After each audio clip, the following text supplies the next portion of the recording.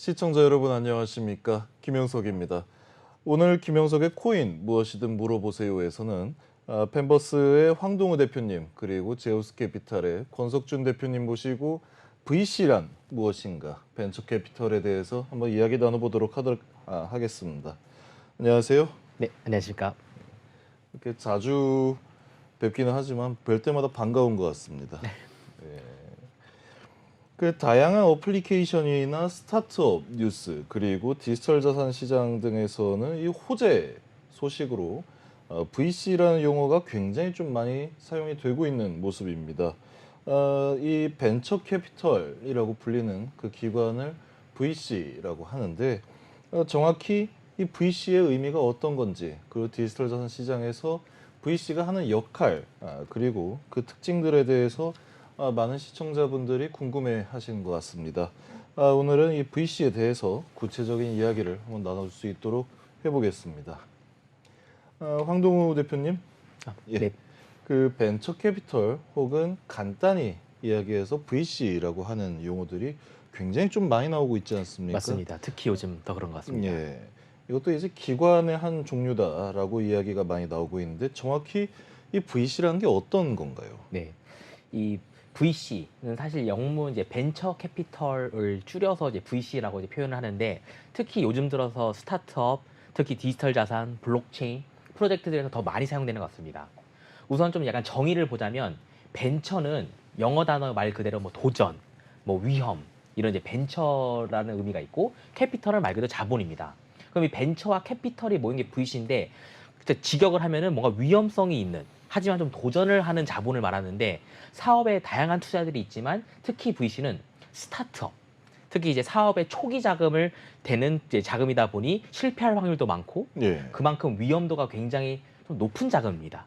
하지만 높은 만큼 도전을 함으로써 약간 수익도 많이 나는 그런 것들에서 결국 스타트업, 기술, 뭐 IT 특히 이제 오늘 이제 핵심 주제인 디지털 자산 이런 부분들에서는 이런 VC 파트너가 꼈냐 안 꼈냐, 예. VC로부터 인정을 받았냐 안 받았냐 이게 굉장히 이 프로젝트의 좀 안정성 또 앞으로의 로드맵 그런 부분들 볼 때 평가하는 주된 좀 주축이 되고 있는 것 같습니다. 그 이 VC의 참석 여부에 따라서 이 프로젝트의 전반적인 어떤 평가를 또 진행을 하는 이유 자체가 맞습니다. 네. 어쨌든 이 위험을 리스크를 감당을 하고서라도 투자를 받을 수 있을 그쵸. 정도다라고 네. 한다면 그만큼 이 벤처 캐피털 자체의 어떤 분석력도 상당하다라는 그쵸, 맞습니다. 의미로 작용할 네. 수가 있겠네요. 그렇다면 이 투자에 있어서 일반적으로 우리가 통용적으로 알고 있는 이런 네. 투자 기관이랑 벤처 캐피탈 가장 큰 차이점이 어떤 게 있다라고 네. 할 수 있습니까? 좀 이제 이 부분이 좀 중요할 것 같습니다. 앞서 말씀드렸던 것처럼 벤처 캐피털은 이제 위험을 좀 감수하더라도 초기에 자금을 투자하는 그런 네. 성향의 자금들입니다. 그러다 보니 이제 프로젝트를 분석을 하는 부분들, 또 프로젝트의 향후 잠재성을 분석하는 부분에서 굉장히 좀 철저하게 좀 검증을 하려고 하는 그런 예. 부분들이 있고, 일반 투자에서는 사실은 주식을 담보로 투자를 한다든지 아니면 이미 나오고 있는 프로덕트를 담보로 한다든지 이런 것들 약간 평가하는 다양한 투자 회사들이 있지만 그 중에서도 벤처 캐피털은 지금 자료 화면에서 보시는 것처럼 창투사라고 하듯이 아예 창업 단계에서 투자를 한다든지 예. 아니면 신기술 중심한다는 신기사, 유한 책임 회사 같은 경우는 이제 그 단순 주식 회사가 아닌 이 발기인들의 중심으로 움직이는. 예. 근데 이제 이 세 개의 유형들이 법적으로 나눠져 있는 유형이지만 실제 현장에서는 혼재돼 가지고 많이 사용이 되는 것 같습니다. 예. 더 중요한 거는 일반 투자회사는 이 자료 화면에 있는 세 개의 유형뿐만이 아닌 뭐 증권회사, 뭐 PE 다양한 용어들이 사용되고 있지만 예. 이 중에서도 특히 사업의 초기 자금을 대고 그리고 특히 사업의 앞으로의 미래 잠재성을 보고 배팅을 하는 그러다 예. 보니 약간 위험성이 있지만 그 이 비즈니스 모델이 입증이 되면 나올 수 있는 잠재적인 수익이 좀 큰 그런 걸 좀 부담을 하는 자금들이 VC의 형태로 특히 최근 들어서 많이 활성화되고 있는 것 같습니다. 그 제가 뭐 외국을 제외하고 국내에서 이 디지털 자산 관련 업계에서 근무를 하는 동안에 사실 이 블록체인 혹은 디지털 자산 프로젝트 자체에서 이 벤처 캐피탈이라는 용어가 나온 지는 사실 얼마 안 되거든요. 얼마 안 됐죠. 네. 맞습니다.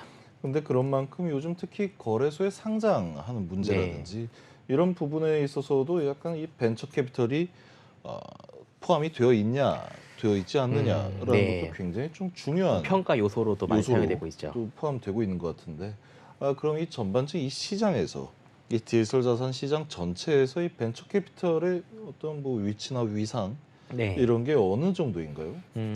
우선 앞서 말씀드린 거에 조금 더 연결선상이긴 한데 예를 들자면은 스타트업의 붐이 되면서 벤처 캐피털의 지위가 높아졌습니다. 예.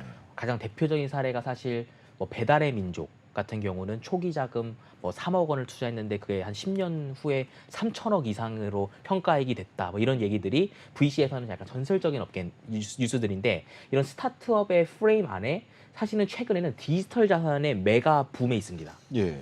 스타트업 투자 VC들도 상당히 많은 투자 이익을 얻고 있지만 100배 이상, 500배 이상의 수익은 거의 전무후무하거든요. 예. 근데 흥미롭게도 디지털 자산 쪽에 투자를 했던 VC들은 100배, 500배, 1000배 이상의 수익을 좀 확보했었던 그런 VC들이 다수가 나오고 있습니다. 예. 근데 그러다 보니 이제 디지털 자산 프로젝트는 IT에서도 굉장히 특수한 영역이다 보니 일반적인 증권회사나 투자회사가 접근하기에는 기술적 장벽이 높고 시장적인 이해도도 높고 너무 트렌드도 빠르고 그러다 보니 VC들이 먼저 붙어서 기술력을 검증을 하고 그걸 선제적으로 투자를 했다라는 것이 예. 또 역설적으로 보면은 또 다른 측면에서 보면은 그러면 프로젝트가 앞으로 갈 확률이 높지 않을까 이런 부분들이 되다 보니 이제 일반적인 투자자분들은 이 프로젝트는 이런 VC가 참여했어 저런 VC가 참여했어 이런 부분들이 약간 검증하는 부분에서도 특히 이제 거래소에서도 역시 상장을 하려면은 자기들의 회원들한테 이 프로젝트가 안정성이 어느 정도는 있다라는 거를 검증을 해야 하다 보니 그럼 예. VC들이 점점 더 디지털 자산 프로젝트들에서는 약간 좀 필요한 약간 필수 요소 그리고 뭔가 스타트업을 하는 입장에서는 무조건 VC들과 같이 코업을 해야 한다. 약간 이런 분위기들이 계속 더 가속화되고 있는 것 같습니다. 예, 약간 2017년부터 해서 2020년 정도까지 이 거래소에 상장하는 코인들을 보면은 대부분이 거의 그 초기 형태의 ICO에서 맞습니다. 그렇죠. 벗어나지 못하는 네. 모습이었어요.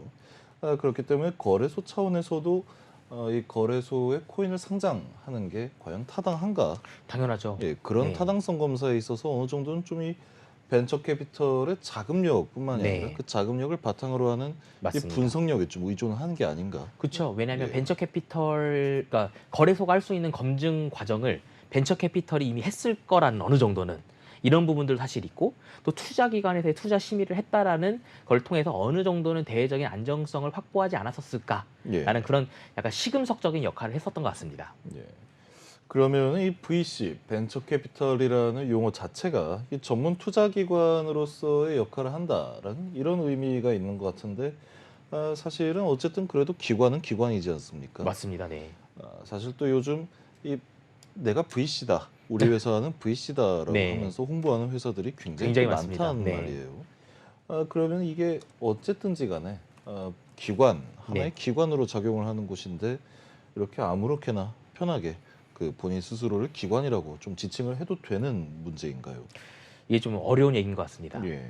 이제 앞서 설명드렸다시피 벤처 캐피털 이게 엄밀히 들어가면은 이건 법적인 용어거든요. 그러려면은 관련된 인허가나 뭐 금융감독 당국의 인허가를 받다든지 아니면 등록을 해서 이런 투자업을 해야 하는데 디지털 자산의 생태계가 사실은 이러한 법적인 프레임워크하고는 무관하게 너무 빠르게 성장을 해버렸습니다. 예. 그러다 보니 이 시장이 커지면서 결국 선제적으로 투자를 하고 이 부분에 있어서 법적인 뭔가 확립이나 정의가 되어 있지 않는 상황에서 VC라는 이런 성향의 자본가들이 엄청 커져버린 거죠. 그렇죠. 이분들은 또 엄밀히 말하면 자기들은 이런 위험이나 이런 걸 부담을 하고 이런 도전적으로 도전 정신으로 자본을 투자했다 보니 거기에 따른 또 이익도 많이 났지만 또 네. 리스크들도 있었고 그래가지고 이제 그런 식으로 일련의 디지털 자산의 광풍 그리고 디지털 자산에 전문화된 VC들의 주도하던 시대가 있었다면 이제는 점차 법규 안에 들어오는 예. 또 그리고 실제 앞서 잠깐 자료화면에 나왔었던 창투사나 신기사와 같은 이제 금융 당국의 인허가를 받은 이런 라이센스를 받은 기관들이 점차 디지털 자산 부분에 관심을 가지고 예. 아직까지 한국 시장에서는 아직까지 왕성한 투자까지는 하지 않는 것 같은데 이제 이런 투자를 하기 위해서 이런 시장 모델링이나 시장 분석 이런 부분들을 이제 특히 금년부터는 많은 움직임들이 이제 있는 것 같습니다.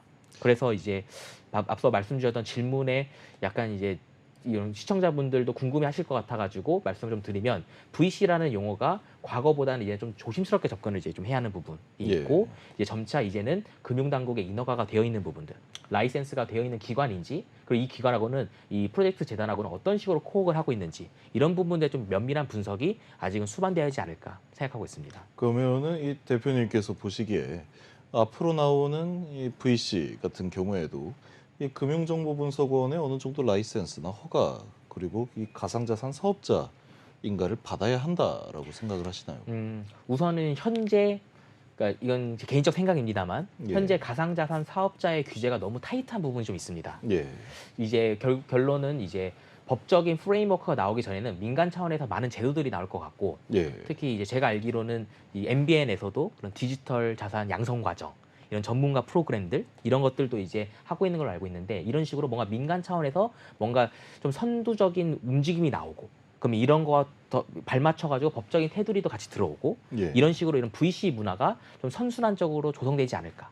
근데 지금 현재 VC 전통적 VC 업계들이 디지털 자산을 보는 시장들이 굉장히 높아지고 있고 관심도가 굉장히 높거든요.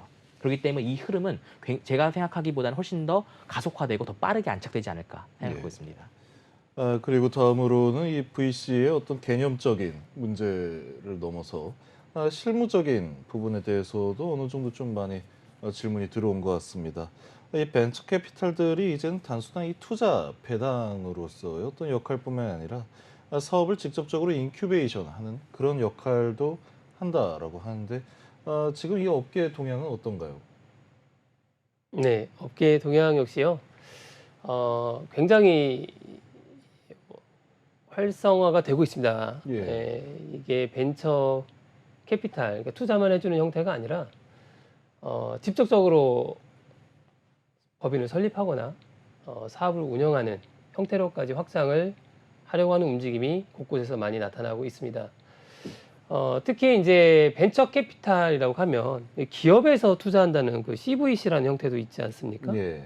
그러니까 벤처 캐피탈이 기관인데 기관이 뭐 같다라고 보면 투자도 하고 사업까지 같이 직접 하는 형태로까지 확장되어지고 있다. 그래서 저희도 그런 쪽으로 굉장히 적극적으로 나서고 또 그런 기업을 아이템들을 발굴하고 있다 보고 있습니다. 그래서 벤처 캐피탈이 어쨌든 지금 굉장히 관심을 많이 갖는 분야는 블록체인 형태에서 굉장히 실용적인 부분에서 이것이 개화될 수 있는 컨텐츠를 찾는 건데요. 지난주 방송에서도 이야기했지만 그게 결론은 P2E나 메타버스 시장이 될 거라고 저도 보고 있고 초점이 그쪽으로 보여지고 있습니다. 왜냐하면 그 속에서 확장돼 또는 실용적으로 쓰여지게 된 생태계 구조가 굉장히 많이 있다.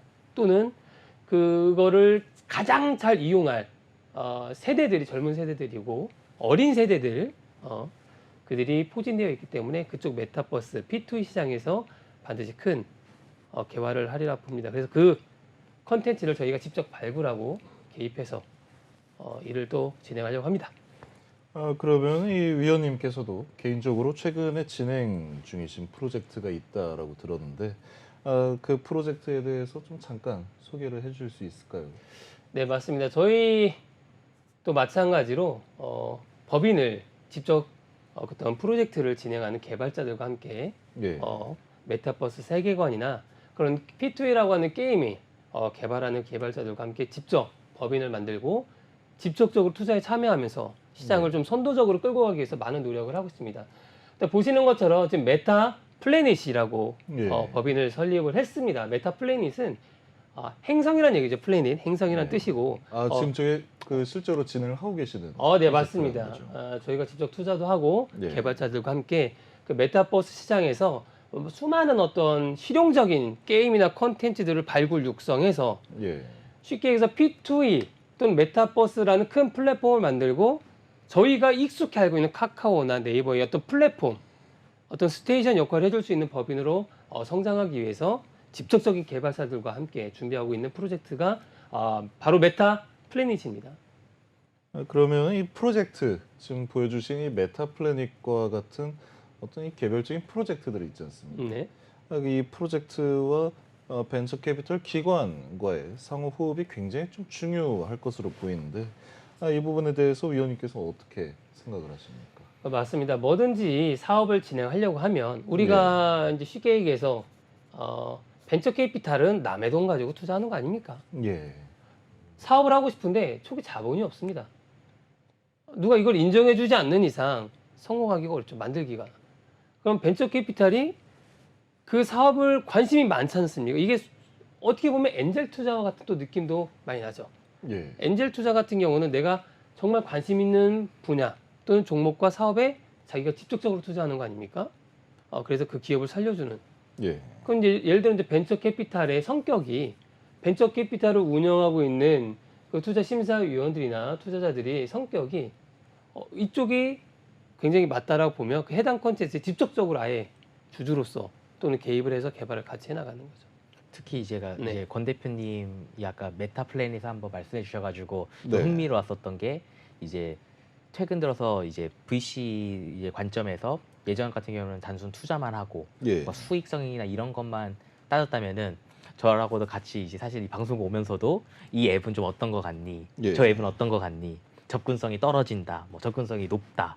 이제는 직접 게임을 하시면서 저한테도 사실 여쭤보시는 게 요즘 젊은 사람들은 이런 게임도 하니? 뭐 이런 식으로 많이 여쭤보시면서 이제는 실제 프로젝트를 점점 이제 VC가 거의 창업팀 멤버처럼 예. 같이 업무를 보는 경우들이 있고 저도 이제 개인적으로 펜버스를 이제 창업하면서 저희 프로젝트에 좀 믿고 같이 이제 투자해 주셨던 기관들하고도 같이 협의했었던 게 단순 이제 저한테 투자해 준 저희 주주로서라기보다는 예. 뭔가 프로젝트를 공동 기획을 하고 공동으로 좀 발맞춰가는 그러다 보니 저는 이제 개발적인 부분, 기획적인 부분이다 보니 자금적인 부분이나 또 시장 현황에 대해서는 사실은 제가 놓치는 부분도 많거든요. 예. 이런 부분들은 또 VC 관계자분들이 저한테 좀 개인적인 경험도 해주시고 좀 조언도 해주시고 오히려 이런 식으로 한번 마켓을 접근해 보는 건 어떠시겠는지 이런 걸 하면서 오히려 저희 개발을 좀 테일러했던 거가 저한테는 굉장히 좋은 경험이었던 것 같습니다. 어쨌든 이 자금을 투자를 해놓고 투자금을 좀 회수를 하는 네. 수익을 보는 말하자면 입 벌리고 감 떨어지기 기다리는 것보다 직접적으로 이 맞습니다. 파일을 그렇죠. 키워나가는 네. 그렇죠. 부분에 있어서 좀 같이 호흡을 진행을 해 나가는 것으로 보이고 있습니다. 앞으로는 이 디지털 자산 시장이 계속해서 커져갈 것으로 좀 예상이 되고 있죠. 물론 지금 FTX 사태라든지 이런 부분들이 아직 좀 소강 상태에 접어들지는 않았지만 그래도 여기 계신 대표님들도 이 디지털 자산 시장이 앞으로 계속 확장이 될 것이다라는 그렇죠, 데에서는 맞습니다. 뭐 이견이 없으실 거다라고 생각을 하고 있습니다. 그런 점에 있어서 이 디지털 자산 전문 벤처 캐피털의 앞으로의 전망은 어떻게 보고 계시나요? 사실 이제 전망이라고 보면 기존의 이제 벤처 캐피탈이 시장에서 블록체인 시장 이슈를 받았던 거는 기존의 벤처 캐피탈은 제조업이나 예, 접하기 어려운 분야에 있었던 것들이 많습니다. 그렇죠? 맞습니다. 근데 이 코인 쪽은 다루는 세대가 굉장히 젊지 않습니까? 그렇기 때문에 지금 사실 벤처 캐피탈이 굉장히 많이 대두되고 블록체인 쪽에 젊은 친구들이 많은 이유가 구조적으로 새로운 산업인데 기존의 제조업에 뛰고 있는 벤처 캐피탈의 느낌이 아니기 때문에 예, 굉장히 또 블록체인은 익사이팅하지 않습니까? 시장이 그렇죠. 유동성이 또는 변동성 자체가 그렇기 때문에 젊은 친구들의 어떤 신생 기업들이 많이 나타난 거고 그거를 일반적인 전통적인 산업의 벤처 캐피탈은 먼저 관망을 하고 있었던 시기이기 때문에 먼저 적극적으로 개입을 했었던 젊은 벤처 캐피탈 회사들이 코인이 대세 상승기에 엑시트가 많았던 거고요. 예, 굉장히 그 중에 가장 대표적인 우리가 벤처 캐피탈 얘기하면 헬스데이 얘기 많이 하는데 그들 역시 코인으로서만 가치를 보고 투자했기 때문에 테라 루나 사태 때 얼마나 큰 손실을 봤습니까? 그렇죠. 그래서 직접적으로 프로젝트에 개입을 하거나 그렇죠? 같이 시작하려는 방향성이 바뀌고 있는 거죠. 그래서 앞으로도 이쪽 시장은 굉장히 많이 더 확장될 거라고 봅니다. 맞습니다. 네. 저도 좀 동의하는 부분이 예, 이제 전통 투자 기관이 있고 전통 투자 기관은 굉장히 보수적이고 네, 사실은 기업에 대한 친밀도, 호흡 이게 굉장히 떨어집니다. 예, 왜냐하면 차트로만 기업을 분석을 하고 재무제표와 매출 계획서 이런 서류 중심으로 이제 회사를 분석하던 게 이제 전통 투자 기관이라면 사실 VC는 이제는 그것보다는 좀 더 도전적이고 좀 더 이제 미래 지향적인 자본들이죠. 예. 그래서 시장을 보고 오히려 그런 부분들에 있어서 같이 좀 코어를 하고 그런 것이 이제 스타트업의 붐이 되면서 이제 창업 붐 한창 부면서 이제 VC들과의 호흡이 많이 커졌었고 이제 그 분야에서도 특히 이제 극에 달하는 게 디지털 자산 분야인 것 같습니다. 예. 이 디지털 자산 분야는 개인적으로 제가 특히 느끼는 거는 매달, 매 분기가 다를 정도로 분위기가 바뀌고 있고 이제 현재 이제 디지털 자산 쪽에 리딩하는 VC들은 이제는 투자사라기보다는 전문 컨설턴트로서 제 프로젝트가 어떤 식으로 가야 할지, 어떤 식으로 앞으로 확장을 해야 할지. 예를 들어서 뭐 암호화폐 거래소에 상장하는 게 필요하다면은 그런 부분들에 대한 도움, 혹은 서비스를 확장해야 하거나 유저를 확보해야 할 때는 또 거기에 대한 도움. 이제는 저랑 같이 사업을 하는 파트너로서 도움을 주고 있는 이제 입장이다 보니 저와 같은 이제 프로젝트를 하는 입장에서는 VC의 도움이 정말 더 이제 절실해지고 있고, 반면에 VC는 예전처럼 단순 투자만 하는 게 아닌 인큐베이션, 컨설팅, 뭔가 그런 랩실 운영을 해가지고 인큐베이션을 하는 그런 약간 생태계로 가다 보니 VC와 프로젝트가 점점 가까워지는 그런 모습이 이미 보여지고 있고, 이러한 흐름이 더 가속화되지 않을까 생각하고 있습니다. 그 정말 그 일반적인 투자 기관 중에 그래도 좀 가장 대표적이었던 게 이 월스트리트였지 않습니까? 네, 맞습니다. 이 월스트리트에서 예를 들어 뭐 코인에 투자를 한다라고 한다면 굉장히 좀 이렇게 나이 많으신 분들이 뭐 마라톤 회의를 거쳐서 뭐 투자를 뭐 몇억 원, 네. 뭐 몇백억 원 이렇게 네. 투자를 하겠다라는 그런 약간 느낌이었는데, 이 최근 들어서 벤처 캐피탈 같은 경우에는 단순히 돈을 넣고 투자하는 것뿐만이 아니라 직접적으로 거의 이 준재단급의 맞습니다. 어떤 네. 기술력이라든지 네. 분석력이 있다라고 치열하게 토론도 하고 예. 그렇습니다. 그런 부분에 있어서 앞으로의 이 시장 상황이 또 어떻게 바뀔지도 굉장히 좀 많이 기대가 되고 있습니다. 오늘도 이렇게 황동우 펜버스 대표님과 권석준 제우스캐피탈 자문위원님과 함께 벤처 캐피탈에 대해서도 한번 심층적으로 이야기를 나눠봤습니다. 오늘 두 분 모두 정말 감사합니다. 감사합니다. 수고하셨습니다.